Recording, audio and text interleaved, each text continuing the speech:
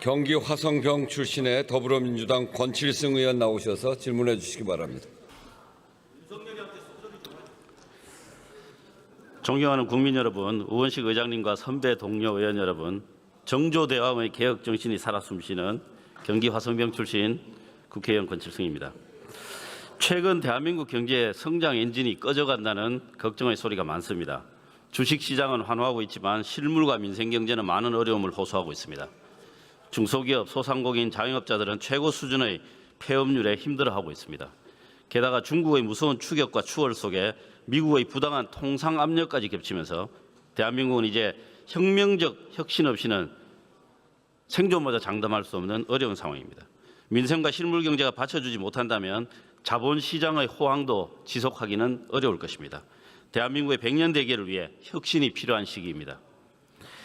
작금의 상황에 대해 정부가 어떤 인식과 대책을 가지고 있는지 국민들과 함께 알아보는 시간을 가지고자 합니다. 국무총리 답변석으로 나와주시기 바랍니다. 수고하십니다. 어제 조현 외교부 장관이 미국이 달라졌다고 생각한다 이런 이야기를 하셨습니다. 이 부분에 대해서 총리님 어떤 생각을 가지고 계십니까? 미국이 달라졌다라는 표현에는 현재 미국을 포함한 우리나라가 다 담겨져 있는 세계의 질서가 변화했다라는 인식과 미국의 정치를 이끌어가는 미국 대통령이 역대 다른 대통령들과 조금 다른 방식의 정책을 펼치고 있다. 뭐 이런 여러 가지가 복합적으로 담겨져 있는 표현이 아닐까 생각합니다. 네, 그렇습니다. 좀 더 구체적으로 말하면 미국의 국가 자본주의가 노골화되고 있다고 보여집니다. 제조업 등과 같은 실물 경제 쇠락에 따라 여러 가지 정치적 또 사회적 문제가 그 원인이 되었다고 저는 진단합니다. 국익과 기업의 이윤이 구분되지 않는 그런 시대가 된 것 같습니다. FTA 협정 자체를 일방적으로 무시하는 또 전면적인 관세 부과, 반도체 수출 통제, 인텔의 지분 취득과 같은 예전에 없던 규칙 위반과 예외적 상황이 난무하고 있습니다. 보이지 않는 손은 이제 진짜로 보이지 않게 되었고 보이는 손이 본격화되었습니다. 정부 협상팀에서도 아마 많은 애로가 있을 것으로 짐작이 됩니다. 제국주의 시대 불평등 조약을 연상시키는 미국과 일본의 통상 협상 결과에 대해서 총리께서는 어떻게 평가하십니까? 다른 나라의 협상 결과에 대해서 제가 지금 평가하기는 조금 적절치 않은 것 같고요. 다만 지금 말씀을 듣다가 생각이 난 것은 여기서 답변을 드리면서 야당 의원님들을 포함해서 많은 말씀을 주십니다마는 현재의 상황이 저희가 선택한 것도 아니고 우리나라를 포함한 세계의 어느 나라도 어떻게 보면 수동적으로 협상에 나갈 수밖에 없는 상황에 그것도 일정하게 불리한 점을 안고 출발할 수밖에 없는 그러한 상황이다 하는 것을 모두가 이해하고 인식할 수밖에 없지 않는가 생각합니다. 네, 최근 우리나라에 대한 이 미국의 통상 협상 요구에 대해서 실체적 진실도 있고 여러 가지 억측도 뒤엉켜 있습니다. 이 미국이 우리나라에 요구하는 조건에 대해서 공개 가능한 범위 내에서 말씀을 좀 해주시면 좋겠습니다. 제가 직접 협상을 하지는 않고 있기 때문에 말씀드리기 어렵기도 하고 실제 협상에 임한 분들의 말씀을 들어봐도 어느 시기에는 필요하면 국민들께 이것은 꼭 결론이 난 뒤에 말씀을 드리는 것은 아닙니다. 중간의 과정과 고비에서도 국민들께 말씀드리고 공유하고 공개하는 것이 필요하고 그렇게 해야 한다는 의무감도 가지고 있습니다만은 지금은 아주 디테일을 놓고 협상을 하고 있는 단계여서 심지어 언론에 조금 나오는 부분들이 있더라도 공식적으로 말씀드리기는 좀 어려운 입장인 것 같다 하는 점을 이해해 주시기 바랍니다. 네, 그럼 구체적으로 현재 협상에서 논의되고 있다고 하는 이 대미 투자펀드 구성과 관련해서 미국 상무장관이 대한민국이 조성하는 3,500억 불 우리나라 돈으로 약 500조에 가까운 이 규모의 기금 투자처를 미국이 결정을 하고 또 손실 리스크는 한국이 부담하고 수익의 90%를 미국에 귀속되는 그런 방식을 요구하고 있다는데 대체적으로 사실입니까? 제가 확인해 드리기는 어렵습니다만은 언론에서 저도 그것을 본 것은 사실이고 그리고 우리 협상에 임하고 있는 협상팀에서는 그것이 사실이건 아니건 그러한 방식과 기조에 대해서는 우리 국익에 차원에서 수용하기 좀 어렵다 하는 그런 입장에서 협상을 하고 있는 것으로 알고 있습니다. 네, 우리 정부의 대표적인 직접 투자 기금이 이 모태펀드 출자 규모가 올해 약 1조 원입니다. 그러니까 500조 원이라는 건 엄청나게 큰 돈인 것이죠. 그런데 이 엄청나게 큰 돈을 미국 통제하에, 그것도 우리나라가 아닌 미국에서 사용된다고 하면 그것을 이해해 줄 국민은 아마 한 사람도 없을 것입니다. 그렇지만 펀드 규모 자체는 이해할 만한 부분도 있다고 생각합니다. 우리가 약속한 3,500억 불의 그 규모가 큰 건 사실이지만 24년 기준으로 우리나라의 미국 투자 잔액이 9,626억 달러입니다. 그리고 24년 작년 한 해 미국에서 거둔 경상수지 흑자가 1,182억 달러입니다. 이런 점을 고려해 볼 때 액수 자체가 그 규모 자체는 비현실적인 것은 아니라고 생각합니다.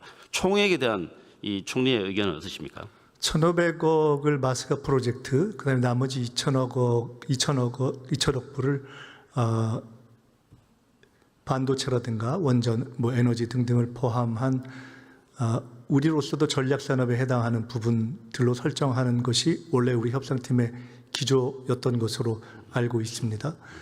그것은 당장으로서는 부담이 되는 측면도 있지만은 길게 보면은 한미 간의 상호 윈윈도 되면서 오히려 우리 경제의 장기적 발전에 도움이 되는 그러한 측면도 있기 때문에 꼭 액수만 가지고 평가하기는 조금 어렵다 이렇게 봅니다. 네, 그래서 총액에 대해서는 합의를 하실 거죠. 그렇습니다. 네. 그렇기 때문에 그것을 현재 큰 얼개는 정리되어 있고 디테일은 협상을 하고 있는 상태다 이렇게 말씀을 드리고 있는 겁니다. 그렇습니다. 그래서 통화 스와프라든가 채권 발행 이런 걸 통해서 출자하는 경우, 그리고 그렇게 출자를 하게 되면 정부의 실질적인 부담이 많이 줄어들겠죠. 그리고 또 미국에 진출하는 우리 기업을 지원하게 된다면 더더욱 그런 우려가 많이 해소될 거라고 봅니다. 그래서 문제는 3,500달러 규모 자체가 아니고 예를 들어서 조달하는 방식일 것 같습니다. 현금을 얼마나 투입할 것인가, 향후 이익과 손해에 대해서는 어떤 식으로 분배할 것인가, 또 결정은 누가 할 것인가. 이 협상의 세부 내용이야말로 정말 중요하다고 생각합니다. 총리님도 그렇게 생각하실 것 같은데, 이 잠깐 말씀을 하셨습니다만 이 협상의 기본 전략에 대해서 혹시 해 주신 바가 있으면 설명을 좀 부탁드립니다. 글쎄요, 기본 전략은 그야말로 전략적인 측면에 해당할 것이기 때문에 제가 말씀드리긴 좀 어려운 것 같고요. 그러나 대전제는 시간에 쫓기지 않는다. 그리고 국익과 우리 경제의 감당 캐파로 봐서 감당할 수 없는 부분에 대해서는 어떤 형태로도 문서화하지 않는다. 이런 것들이 기본이 있는 것 같고, 그리고 애초에 대미 협상에 의한 이 많은 기본 전략 중에 하나로서 사실 마스카 프로젝트 같은 것이 제기된 것은 굉장히 효율적인 현명한 전략이었다고 생각합니다. 네, 그렇습니다. 협상이 완료된 이후에 이제 자금 조달 과정이 있지 않겠습니까? 이제 국채은행 회사채 발행이라든가 국가채 발행 이런 것들이 있을 수 있는데, 그 어떤 경우라도 그 이후의 절차나 과정들을 영원히 숨기거나 묻어둘 수가 없습니다. 그렇기 때문에 국민과 함께 투명한 방식으로 진행해 달라는 말씀 반드시 드리고 싶습니다. 네, 어제도 말씀드렸지만은 조약에 해당한다면은 당연히 법적인 그 의무가 있는 것이고, 조약에 해당하지 않는다 하여도 국가 재정에 상당한 부담을 진다라면은, 그렇게 되는 경우라면은 그것은 국회의 동의를 구해야 될 수도 있는 것이기 때문에 기본 원칙상으로는 그 국회의 동의를 구하는 과정이 있을 수도 있다라고 생각하고, 그 동의 여부를 떠나서 공개적이고 투명하게 임할 생각이고, 결국은 이런 협상에 있어서 정부가 기댈 것은 국민의 어떤 단단한 응원밖에 없다 이렇게 생각하고 있습니다. 그렇습니다. 다음은 혁신과 관련해서 말씀을 좀 드리겠습니다. 저는 대한민국 역사상 가장 큰 혁신은 정치의 민주화라고 생각합니다. 개발 독재를 끝내고 새로운 패러다임의 국가 운영 체제가 필요한 시기에 한국은 민주화에 성공했습니다. 그 혁신이 없었다면 오늘 경제적 번영과 성과는 없을 거라고 생각합니다. 정치적으로 민주화에 성공하지 못한 나라가 경제적으로 성공한 사례를 찾아보기는 힘든 세상입니다. 동의하시죠? 그렇습니다. 네. 지난 겨울 우리는 이 위대한 정치적 혁신을 일거에 파괴할 수 있는 광기 어린 역사의 반동을 목도했습니다. 그리고 국민과 함께 극복했습니다. 비상계엄이 잠시라도 성공을 했다면 우리는 엄청난 경제적 손실을 감당해야 했을 겁니다. 국민들에게 비상계엄을 조기 경보하셨던 총리로서 이 경제적 측면에서 어떤 생각을 가지고 계시는지 의견을 듣고 싶습니다. 최근에 한국을 다시 찾는 관광객 또 한류의 여러 가지 어떤 폭발적인 그 성장과 그에 대한 세계인의 주목 그리고 최근 주식시장의 상승 이런 것들을 보면서 결국은 민주주의가 경제의 바탕이기도 하고 평화의 바탕이기도 하고 문화의 바탕이기도 하다. 민주주의를 통하지 않고는 결국은 모든 것을 어떤 것도 이룰 수 없다. 이런 생각을 다시 한번 절감하고 있습니다. 네, PPT 하나 올려주시기 바랍니다. 제가 생각하는 위기 극복 방안을 간략하게 한번 만들어봤습니다. 경제적으로는 혁신, 사회적으로는 양극화 해소가 오늘날 대한민국 위기 극복의 가장 중요한 의제라고 생각합니다. 경제 혁신에는 공급 혁신과 수요 혁신 두 가지로 나눠볼 수 있고요. 공급 혁신은 어떻게 만들 것인가의 문제이고 수요 혁신은 무엇을 만들까의 문제입니다. 대표적인 사례로 본다면 한류 같은 걸 볼 수 있을 것 같습니다. 결국 국가의 장기적 잠재 성장 확보 그리고 국가 경쟁력 제고의 원천 동력은 공급 혁신입니다.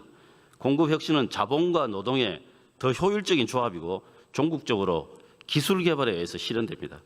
혁신은 현재의 틀을 깨는 것이므로 기존의 다양한 규제 때문에 제대로 추진되지 못하는 경우도 허다하고 타이밍을 놓치는 경우도 많습니다.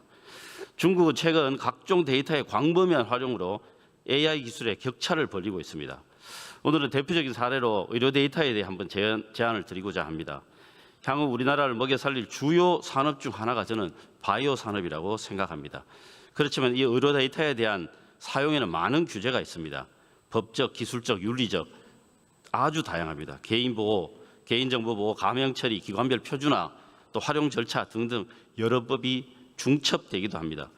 본인의 동의만 있다면 원스톱으로 광범위하게 의료 데이터를 사용할 수 있는 제도를 정비해야 한다고 봅니다. 그리고 또 돌아가신 분들에 대한 의료 데이터의 경우는 좀 더 간편하게 사용할 수 있는 방법을 찾아야 된다고 봅니다. 또 우리나라 대형 병원들의 의료 데이터 호환성을 확보하기 위한 국가적 지원도 필요하다고 보고요. 또 병원마다 따로 운영되는 생명윤리위원회, 데이터심의위원회도 국가 차원으로 끌어올려서 좀 더 공적 책임을 강화해야 된다고 봅니다. 이거를 조금 더 시간을 보내면 향후에 이 데이터라고 하는 것이 엄청난 경제적 가치를 가지기 때문에 병원 간 칸막이가 더욱 높아질 것이고 이기주의도 극복하기 어렵게 될 것입니다. 또 상업주의와 관련된 또 데이터 유출 문제도 발생할 수 있을 것입니다. 국가가 운영하는 IRB 생명윤리위원회를 통해서 이 연구와 상업적 활용이 가능하도록 꼭 살펴봐 주시기를 부탁드리겠습니다. 그리고 의료 데이터의 가명 익명 처리에 연구비의 20~30%가 소요된다는 말도 있습니다. 또 유전체, 음성 정보, 생체 정보와 같은 특정 데이터는 활용이 거의 불가능하다는 그런 민원들이 많습니다. 이 부분에 대해서 꼭 살펴봐 주시길 바라고요. 의료 데이터는 엄청난 가치이기 때문에 이 부분에 대해서 개방하는 부분을 더 찾아야 된다고 보는데 총리께서는 어떻게 생각하십니까? 우리 바이오가 가지고 있는 또 앞으로 가지게 될 경쟁력 가운데 핵심적인 분야가 사실은 데이터가 아닌가 저는 개인적으로 생각을 합니다. 이 건보 관련한 데이터를 포함해서 굉장히 많은 데이터들이 축적되어 있는데 말씀하신 것처럼 여러 제약이 있습니다. 현재뿐만 아니라 사실은 조금 전에 말씀하신 돌아가신 분들의 데이터만으로도 굉장한 축적된 데이터로서의 가치가 있는데 거기에도 아직 저희가 여러 가지 규제가 걸려 있어서 말씀 주신 바대로 그 데이터 문제에 대해서 집중적으로 논의하고 풀어가는 방법을 찾아보도록 하겠습니다. 네, 원격 진료 문제도 코로나 때 도입이 되었는데 지금 시범 사업으로 겨우 명명만 이어지고 있습니다.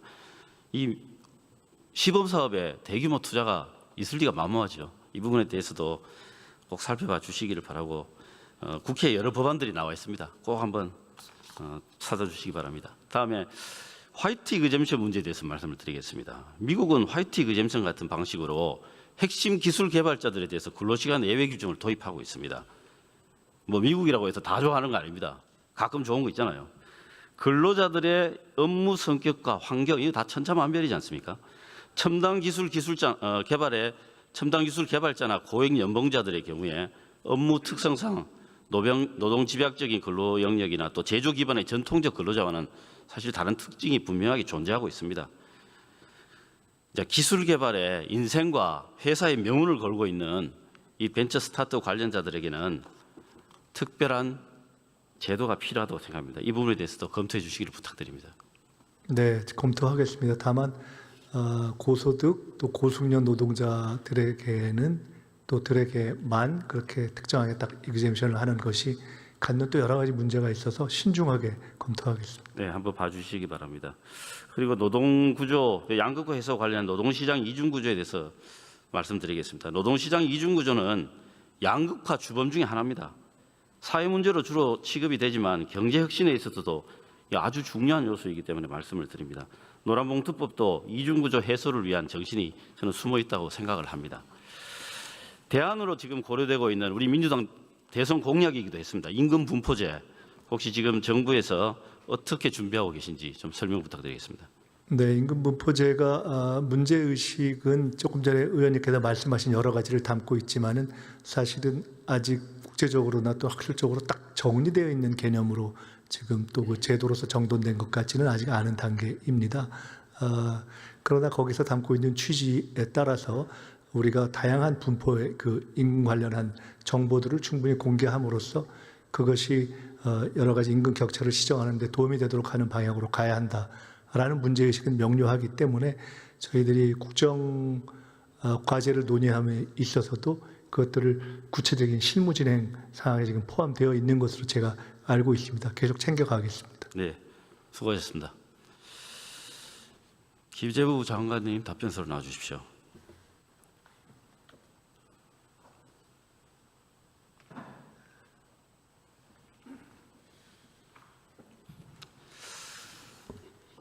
지난 정부는 건전 재정을 굉장히 강조했습니다. 그렇지만 GDP 대비 관리 재정 수지 적자 비율이 정권 내내 재정 준칙을 준수하지 못했습니다. 건전 재정과 위기 극복을 위한 재정의 역할 어떻게 조화해 나갈 것인지, 또 지난 정부 감세 정책과 같이 그 정책에서 어떻게 반면 교사를 삼을 것인지 같이 한번 평가해 주시면 좋겠습니다. 예, 그 지난 정부도 뭐 재정 건전성을 중요시해 여긴 것 같습니다. 그래서 사전적으로 재정 지출 증가율을 낮게 잡았는데요.